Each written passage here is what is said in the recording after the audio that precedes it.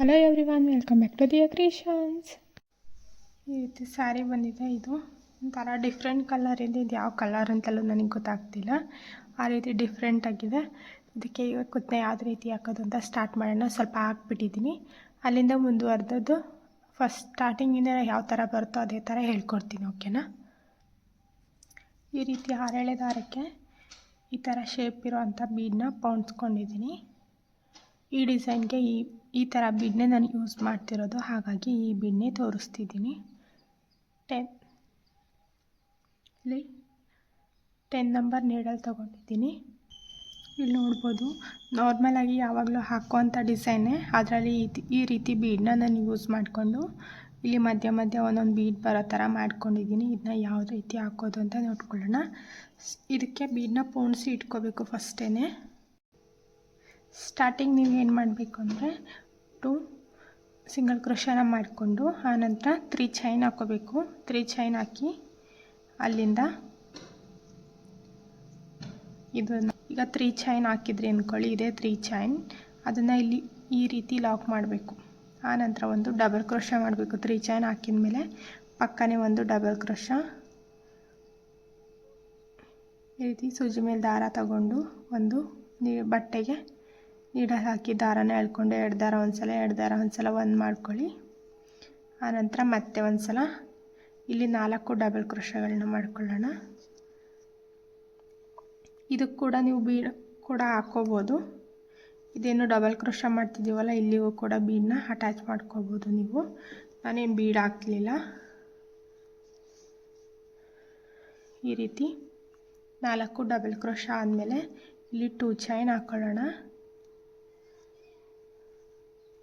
ನಾರ್ಮಲಾಗಿ ಈ ಡಿಸೈನ್ ಎಲ್ರಿಗೂ ಗೊತ್ತೇ ಇರುತ್ತೆ. ಡಬಲ್ ಕ್ರೋಶ ಚೈನ್ ಹಾಕೋದು, ಡಬಲ್ ಕ್ರೋಶ ಚೈನ್ ಹಾಕೋದು. ಆನಂತರ ಇಲ್ಲಿ 2 ಚೈನ್ ಆದಮೇಲೆ ಒಂದು ಬೀಡನ್ನ ಈ ರೀತಿ ಪೋಣಿಸ್ಕೊಂಡಿರ್ತೀವಲ್ಲ, ಅದನ್ನು ಈ ರೀತಿ ತಗೊಂಡು ಬೆಂಡ್ ಮಾಡಿ ಒಂದು ಲಾಕ್ ಮಾಡ್ಕೊಳ್ತೀನಿ.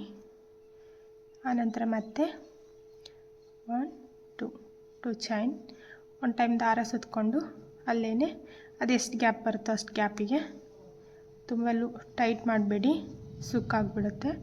ಈ ರೀತಿ ಡಬಲ್ ಕ್ರೋಶನ ಮಾಡ್ಕೊಂಡು ಹೋಗೋದು. ಇಷ್ಟೇ ಈ ಸಿಂಪಲ್ ಡಿಸೈನ್.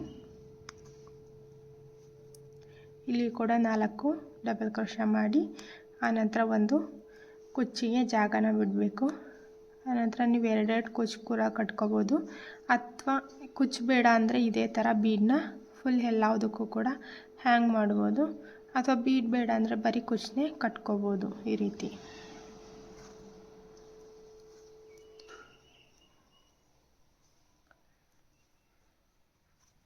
ಮತ್ತು 4 ಚೈನ್, 4 ಹತ್ರ 3 ಎಷ್ಟಾದರೂ ಚೈನ್ ಹಾಕ್ಕೋಬೋದು. ನೀವು ಕುಚ್ಚು ಎಷ್ಟು ದಪ್ಪ ಕಟ್ತಿರೋ ಅಷ್ಟು ಜಾಗನ ಬಿಟ್ಕೊಳ್ಳಿ. ಆನಂತರ ಮತ್ತೆ ಒಂದು ಡಬಲ್ ಕ್ರೋಶ. ಇಲ್ಲಿ ಕೂಡ 4 ಡಬಲ್ ಕ್ರೋಶಗಳನ್ನ ಮಾಡ್ಕೊಳ್ಳೋಣ.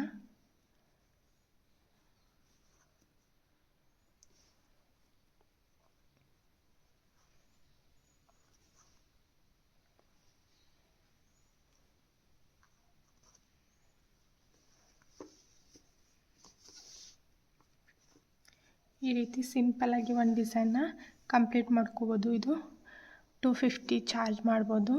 Places depend. ಇನ್ನು ಜಾಸ್ತಿ ಮಾಡಬೇಕು ಅಂದರೆ 300 ಕೂಡ ಚಾರ್ಜ್ ಮಾಡ್ಬೋದು. ನಾನು ಇದಕ್ಕೆ 300 ತೊಗೊಳ್ತೀನಿ, ಅಥವಾ 250ನಾದರೂ ತೊಗೊಳ್ತೀನಿ. 300 ಹೇಳ್ತೀನಿ. ಅವ್ರೊಂದು ಸ್ವಲ್ಪ ಚರ್ಚೆ ಮಾಡಿದರೆ 250ಗೆ ಹಾಕ್ಕೊಡ್ತೀನಿ, ಓಕೆನಾ. ಇದಕ್ಕೆ ನಾನು ಇಲ್ಲಿ ಮಧ್ಯ ಮಧ್ಯ ಕುಚ್ಚು ಕಟ್ಟಿ ಫೈನಲಾಗಿ ಯಾವ ಥರ ಇರುತ್ತೆ ಅಂತ ತೋರಿಸ್ಕೊಡ್ತೀನಿ. ಈ ಡಿಸೈನ್ ಈಗ ಕಂಪ್ಲೀಟ್ ಆಗಿದೆ. ಫೈನಲಾಗಿ ಯಾವ ಥರ ಕಾಣುತ್ತೆ ಅಂತ ನೀವು ನೋಡ್ಕೋಬೋದು. ತುಂಬ ಚೆನ್ನಾಗಿ ಬಂದಿದೆ. ಸಿಂಪಲ್ ಡಿಸೈನ್, ಬೇಗನೆ ಮುಗ್ದೋಗುತ್ತೆ. ಇದೊಂದು ಡಿಸೈನ್ ಹಾಕೋದಕ್ಕೆ ನನಗೆ ಕುಚ್ಚು ಕಟ್ಟೋದಕ್ಕೆ 1 ಮುಕ್ಕಾಲು ಗಂಟೆ ಅಷ್ಟೇ ಟೈಮ್ ಹಿಡಿತು. Okay guys, next video